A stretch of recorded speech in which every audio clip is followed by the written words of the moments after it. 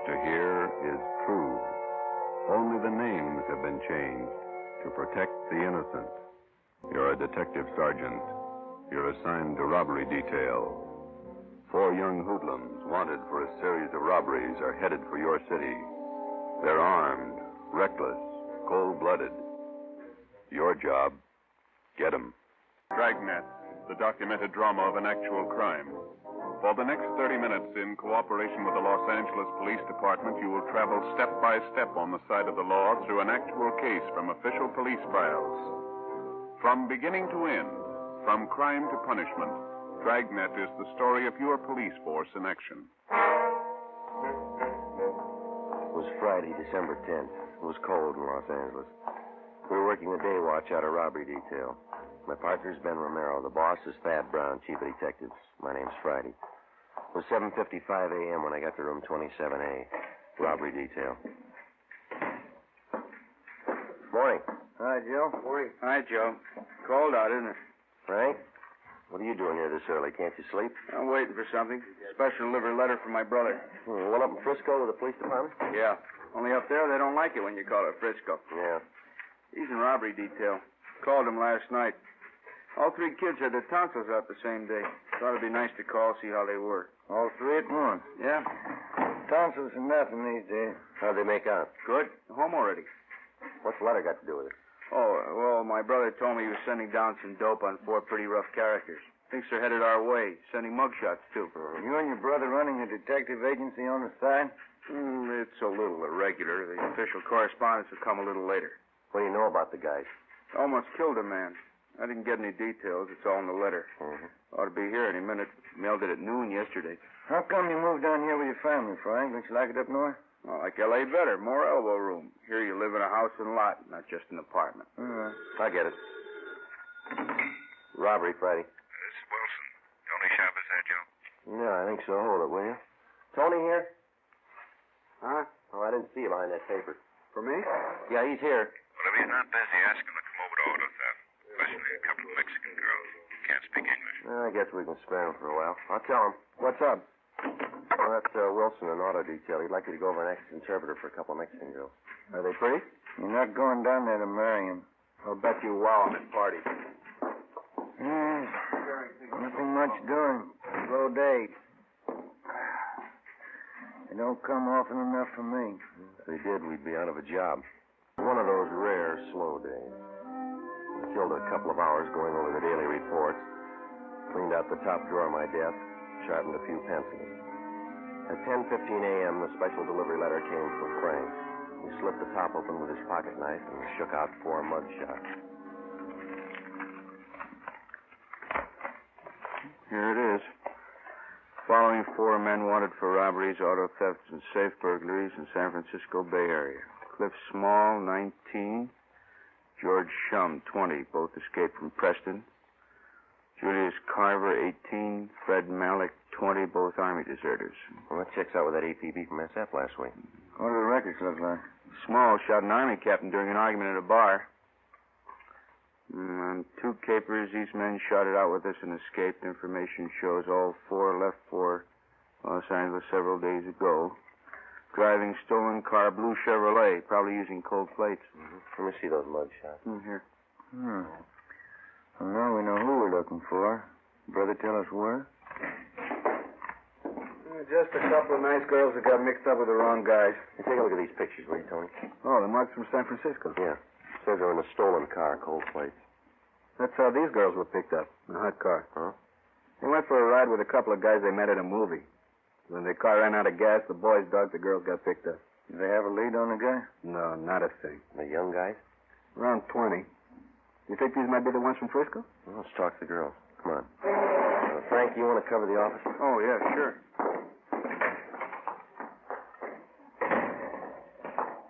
Do they speak English at all? Not enough to make sense.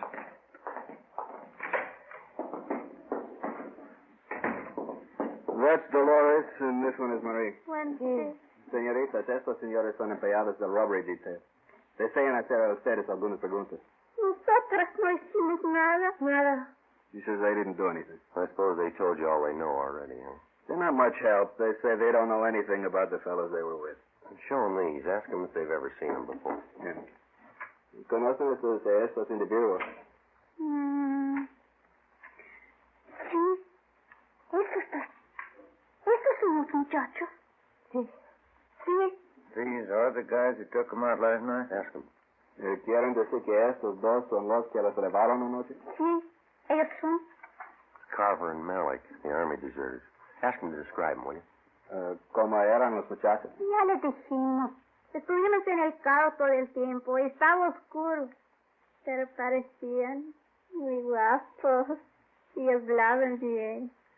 She says they sat in the car all the time it was dark. But they looked very handsome and they talked nice. Where did the fellas pick them up? They told me in front of the Jubilee Theater, 2nd and Broadway. Yeah. And then what? The girls couldn't understand English, but they understood when the boys motioned them to hop in. Yeah. ¿Han aceptado ustedes paseos con extraños antes? Por supuesto que no. María creo haberlos visto en la iglesia el domingo. She says no. Marie thought she recognized them from church Sunday. Pero estaba equivocada. But she was mistaken. Must have been some date. The boys couldn't talk Spanish and the girls couldn't talk English. Where'd they go on this ride, Tony? They don't know the streets. They just know they got to the beach and then they turned around and were about halfway back when the car ran out of gas. Ask them again. See if you can get Marie here to talk. María, Sí, ¿qué camino tomaron para ir a la playa? yo no sé. Ay, María. Primero, paramos cerca de un hotelito. Esperamos mientras los muchachos llevaron a un perito y lo dejaron en su cuarto. She doesn't know, but she remembers they stopped near a little hotel. The girls waited while the boys took a little puppy out of their car and put it in their room. A puppy? Well, if they don't know where the hotel was, maybe they can tell us when it was near. ¿Qué edificios había cerca del hotel? En la esquina había una estación de gasolina. And she says there was a gas station on the corner. What else? ¿Qué más? Del otro lado de los rieles había 2 o 3 garajes. 2 o 3? Creo que sí, 2 o 3. She says across the car tracks there were 2 or 3 big garages. Yeah. Oh, could be in the Westlake district. Lots of garages and second-rate hotels around there. East 1st Street? Maybe Grand Avenue and Pico. Pico, ahora me acuerdo. Esa calle era Pico. We took the girls with us and drove out to Grand and Pico, and then up and down Pico slow until the girls pointed out a hotel just south of Flower. They weren't sure. Ben and I got out. We walked up to the hotel desk. The clerk was just starting to vacuum. We're looking for Julius Carver and Fred Malik. Are they staying here? What's the name?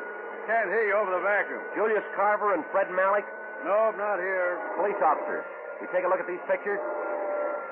Well, could have been 2 of the boys that checked out this morning, but they didn't look as tough as this. How many were there? 4. Here are 2 more pictures. You have a look, please? Could be. About the right age. How long did they stay? Just 2 nights. Did they have a pup with them? What? I said they have a pup with them. Puppy dog? Yes, they did. Yes, a little collie pup. Did they pay up? No, they skipped out, owing me 2 days. Can we see how they registered, please? Shut off this dang vacuum. Person can't hardly hear himself think over that racket. Now, you want to see the register. We use cards here. All right. Let me see. Here they are. Bob Reynolds, Jack Sharp, Jim Smith, and William Grant, Las Vegas, Nevada. I must have picked those names out of a hat. Did they say where they were going? No forwarding address.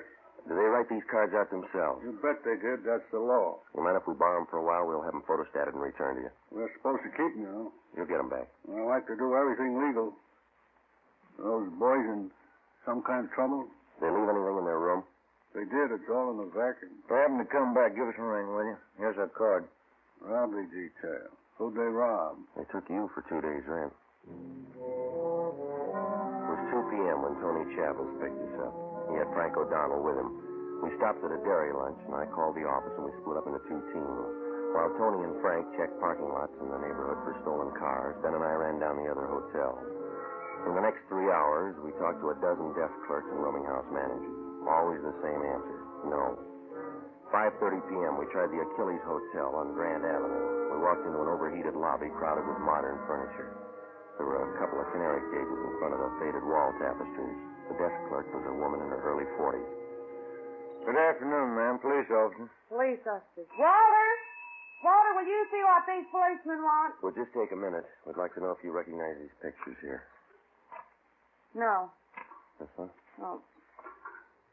No, we only take in honest, hard-working men. Sure. Don't like anybody lazing around in the rooms all day. Keeps me from cleaning up. If your room has got a collie pup. A dog? I'd die before I'd allow a dog in this house. Well, if these fellows with a dog try to rent a room, would you please phone us? Here's the number. Lily. Now, get on back in there, honey, where it's nice and warm. Go on, Lily. Go on, go on. Lily's on the nest now. Yes, ma'am. We'd appreciate you watching for these men. For your own protection, too. All right, I'll let you know. Thank you, ma'am. Let's go Oh, back. say, before you go, would you gentlemen do me a favor seeing as how you're policemen? Yes, ma'am. Mr. Marinelli up in room 14's a week behind his rent. Would you do me a favor and go up and talk to him? I'm sorry, lady. We can't handle that. That's a civil matter. I'd advise you to go to room 260 down to City Hall. See the city attorney. They'll help you. Walter, what'd I tell you? They won't do it. That's the way it went. It was dark out now and getting cold again. We walked back to Pico and Flower to pick up Frank and Tony. Tony was there waiting for us. Hi. Come on up to the next corner. Frank's up there. He's got a hot car staked out. Yeah? Just half a block from the hotel where the guy checked out. You had any luck? No. Did you find anything in the car? Key's still in it, nothing else. Well, they could have stolen it last night after they left the girls, huh? I called in and checked. It was taken in front of 1192 Doheny Drive between 2 and 4 this morning. We got out of code 4. Mm-hmm. That's about 6 blocks from where they ditched the car with the girls in it. They were out of gas. It's all downhill. It would have been a natural way for them to go. Could be the right car. Better keep the stakeout. Yeah. Oh, hi, Frank. Hi. You do any good? No. Frank, you and Tony want to go eat, and Ben and I'll cover the car. When you get back, we'll go for chow. Good deal. Swell. Come on. Well, let's sit in the car, huh? Yeah, all right. Go ahead. Mm-hmm. Get the radio on. Want a cigarette? No.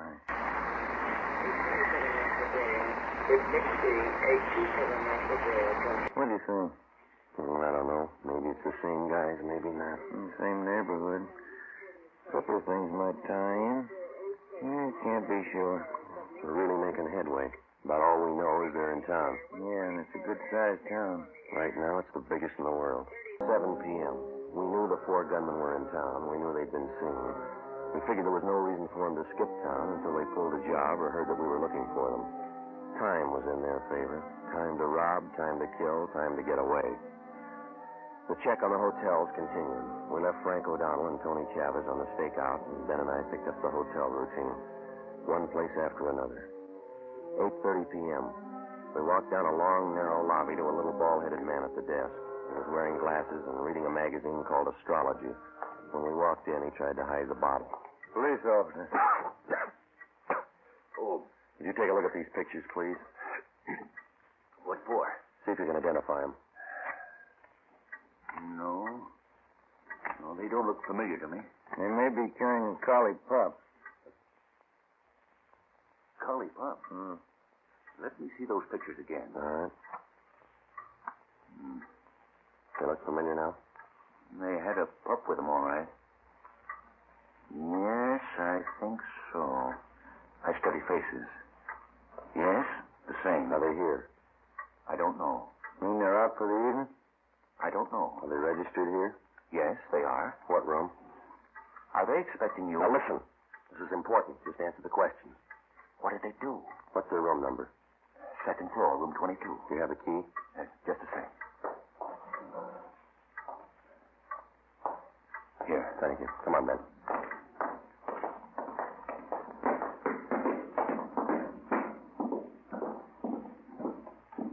Cover me, huh?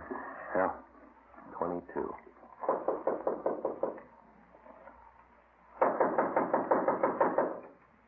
Give me the key.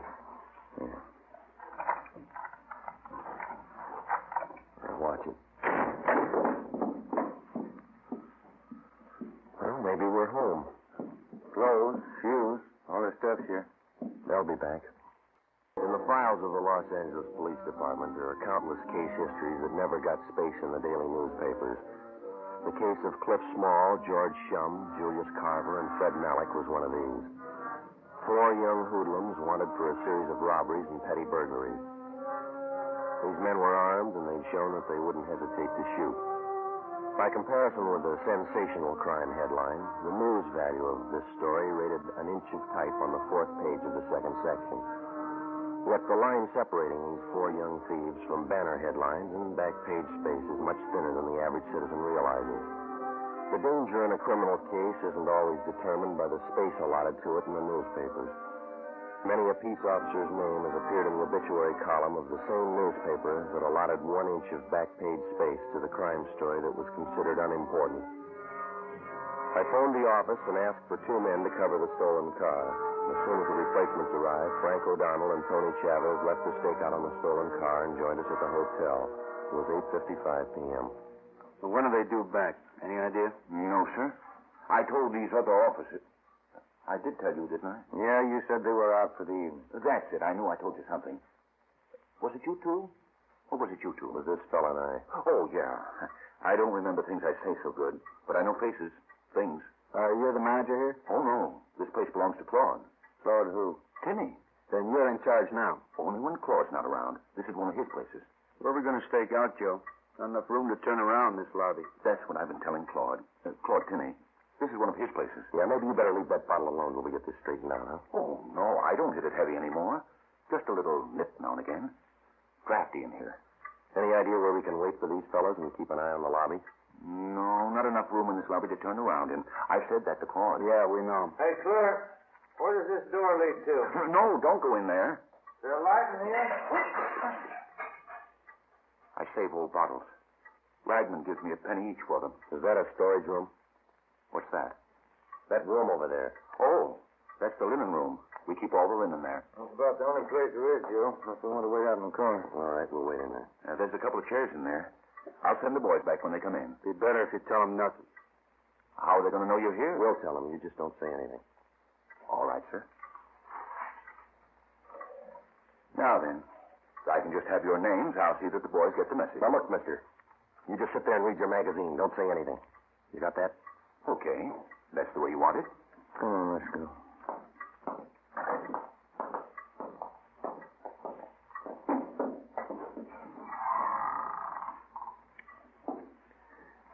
What's that smell in here? Bleach, honey. Strong. Oh. What time is it? Can't see. Frank, you got a luminous watch. 9:28. Evening, Mac. Evening. Give me an 8 o'clock call. Yes, sir. Night. All right.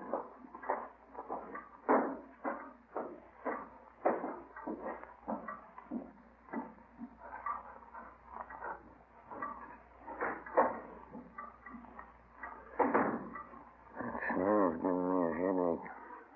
There's about in here. Yeah.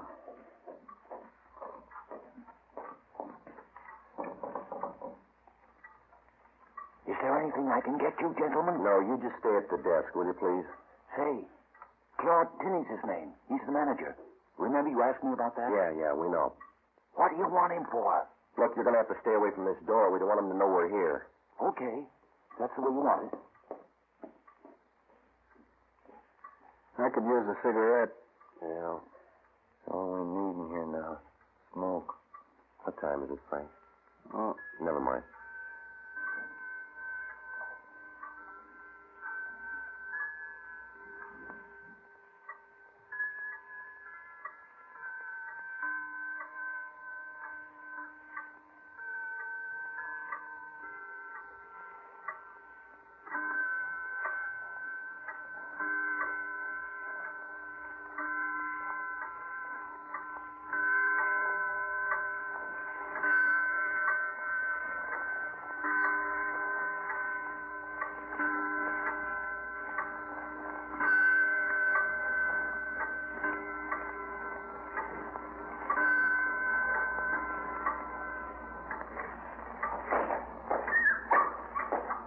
That's it.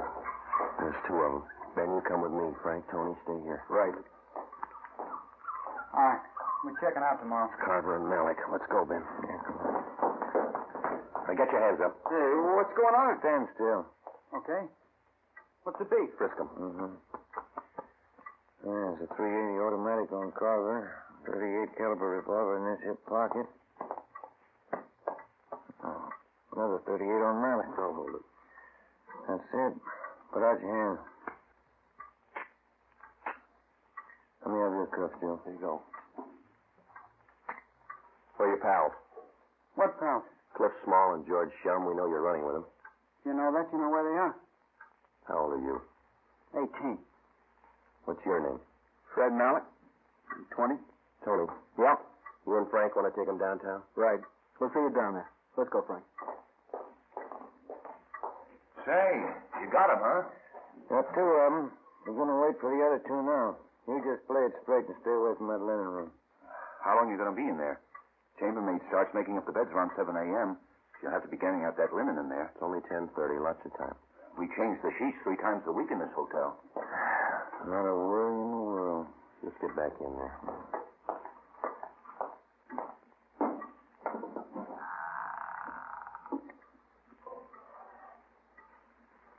I know what that smell is in here. Lysol. Yeah. Oh, I forgot about that pup. That'll be the tip-off. I'll go get him. All right, come on, little fella. Here we go. Come on, boy.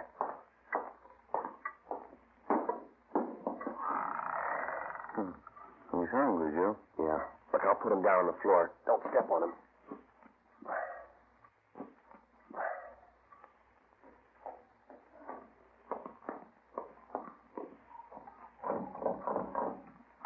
Yeah, what do you want? Are you going to wait for the other 2 boys? Yeah, will you get away from the door? Say, I want to help you all I can. Yeah. That fuzzy little pup of theirs, he's running all around the lobby. Yeah, we've got him in here. Yeah, you better go out there and get him. He's barking.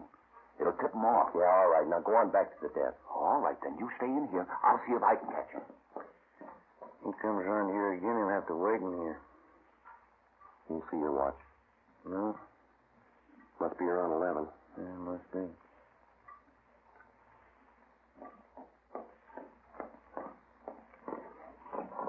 That clerk again. Yeah. Say, listen. I've been all over the lobby. You fellas are in the clear. What do you mean? That dog of theirs. He's gone. You're in the clear. Look, he's in here with us. Now, will you stay away from here, please? Yeah, it's okay. The dog's gone.